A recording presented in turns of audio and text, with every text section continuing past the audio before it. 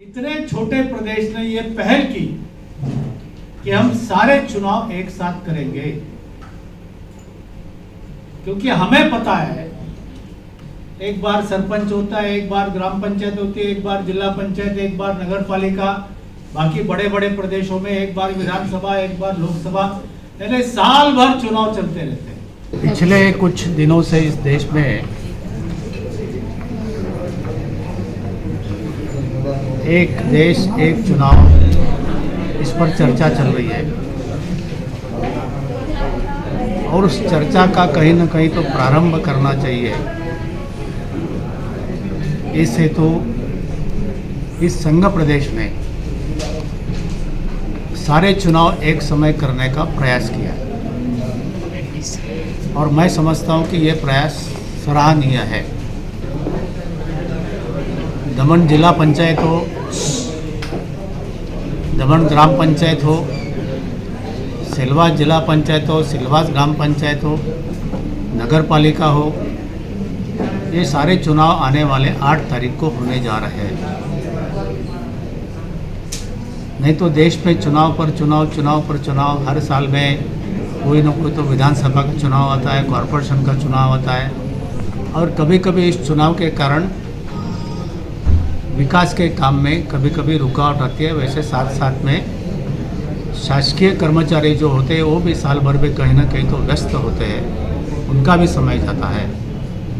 तो मुझे लगता है कि एक ये सराहनीय प्रयास इस संघ प्रदेश ने किया है। साथ में यह चुनाव कहीं ना कहीं तो समरस करने का भी प्रयास इस संघ प्रदेश के मतदाता ने किया है।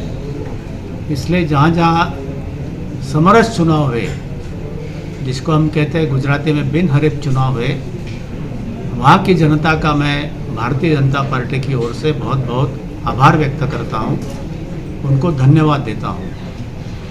जैसे दीव में 2 सरपंच आ गए, 3 जिला पंचायत आ गई, दमन में हमारे 4 सरपंच आ गए, दमन में 3 काउंसिलर आ गए और 2-3 काउंसिलर बिनहरीफ आने के लिए जा रहे हैं। दमन में भी जिला पंचायत की 4 सीटें बिनहरीफ आई है, उस सब में बिनहरीफ आया है। तो ये जो समरस करने का प्रयास है, यह प्रयास भी अच्छा रहा, ऐसा मेरा मानना है। इसके लिए इस प्रदेश के वोटर का भी मैं धन्यवाद देता हूँ। और मुझे यह विश्वास है कि इस छोटे से प्रदेश में पिछले 4, साढ़े 4, 5 साल के कार्यकाल में केंद्र की ओर से, केंद्र सरकार ने, यहाँ के प्रशासक ने, यहाँ के प्रशासन ने जो विकास के काम किए हैं, यह काम पिछले लगभग 60-70 साल में नहीं हुए थे। तो विकास के काम की यदि हम गिनती करेंगे तो इतने सारे काम हुए हैं कि उसके लिए घंटे 2 घंटे का समय चाहिए। लेकिन इस छोटे प्रदेश में लोग ये चाहते थे कि मेरा बच्चा, मेरी बच्ची डॉक्टर बने, तो बहुत कम सीटें, यानी 5 सीटें थी, 7 सीटें करने का प्रयास चल रहा था। लेकिन केंद्र सरकार की ओर से एक बड़ा मेडिकल कॉलेज का तोहफा 2 साल पहले मोदी जी ने दिया, 1 साल पहले, और तुरंत वो मेडिकल कॉलेज प्रारंभ भी सिलवास में हुआ है। इंजीनियरिंग कॉलेज का प्रारंभ होने जा रहा है, यहाँ पे नर्सिंग कॉलेज का प्रारंभ हुआ है।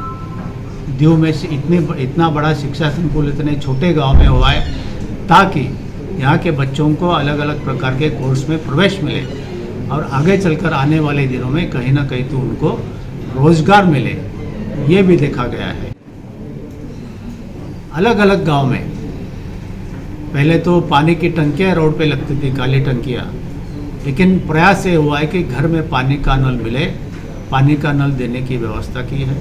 दमन जैसे, सिलवास जैसे शहर में सिलेंडर मुक्त दमन, सिलेंडर मुक्त सिलवास से प्रयास किया गया और घर घर में गैस पहुंचाने की व्यवस्था इस प्रशासन ने की, जो भारतीय जनता पार्टी के केंद्र सरकार ने की है। उसके साथ साथ इंफ्रास्ट्रक्चर के काम में भी काफ़ी बढ़ोतरी हो गई है। एक इंटरनेशनल लेवल का स्टेडियम सिलवास में बना है, अलग अलग जगह ब्रिज बनने जा रहे हैं, ड्रेनेज लाइन बंद की जा रही है, क्योंकि ड्रेनेज यदि ओपन होता है तो हमको पता है कि मच्छर सताते हैं, लोगों को रोग होते हैं। बंद ड्रेनेज हो, इसके लिए भी सरकार की ओर से, केंद्र सरकार की ओर से प्रयास किया जा रहा है। ये सारा प्रयास इसलिए हो रहा है कि केंद्र में भारतीय जनता पार्टी की सरकार है, दमन नगर पालिका में, सिलवास नगर पालिका में, दीव जिला पंचायत में भारतीय जनता पार्टी की सत्ता है।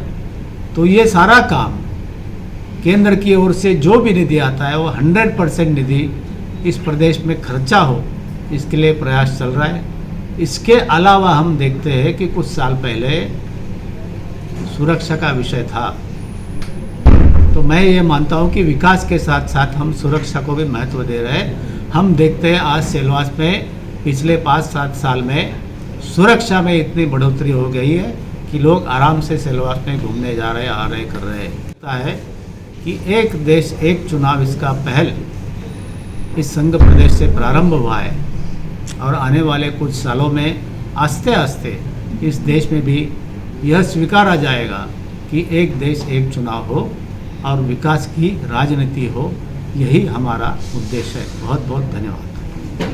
आगामी पंचायतों चूंटणी बात करिए तो ग्राम पंचायत में टोटली 38 सीट है।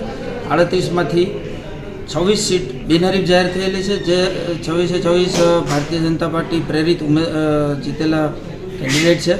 અને જિલ્લા પંચાયતની વાત કરીએ તો 8 જિલ્લા પંચાયતની ટોટલ સીટમાંથી 3 સીટ બિનહરીફ થયેલી છે અને 3 સીટ પણ ભારતીય જનતા પાર્ટીને છે।